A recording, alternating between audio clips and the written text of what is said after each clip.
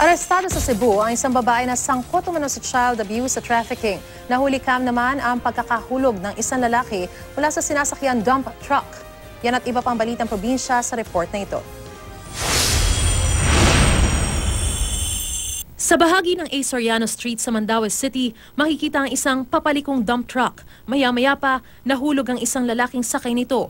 Nakahawak siya sa drum ng tubig na karga rin ng truck. Pero nang lumiko ito, biglang tumagilid ang drum kaya nahulog din ang lalaki.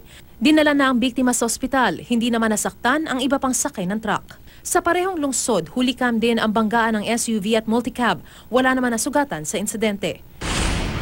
Sa Malapascua, Cebu, arestado si Lizelle Margalio na may 16 na arrest warrant para sa iba't ibang kaso gaya ng qualified trafficking at violence against children. 2015 ang maaresto sa Bukidnon ang dating live-in partner na si Peter Scully. Sangkot umano ang dalawa sa paggawa ng malalaswang video ng mga bata na ibinebenta umano nila sa mga parokyanong dayuhan sa internet. Tumangging magbigay ng pahayag ang suspect.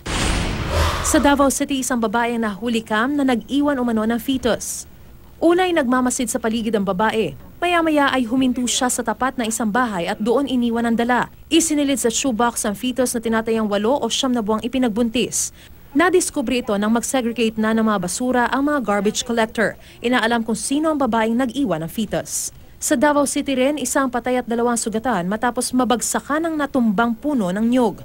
Nasa isang bahay ang mga biktima para magnovena nang biglang lumakas ang hangin kaya natumbang puno. Napinsala rin ang kisame ng bahay. Nagpaabot na ng tulong ang lokal na pamahalaan sa mga biktima.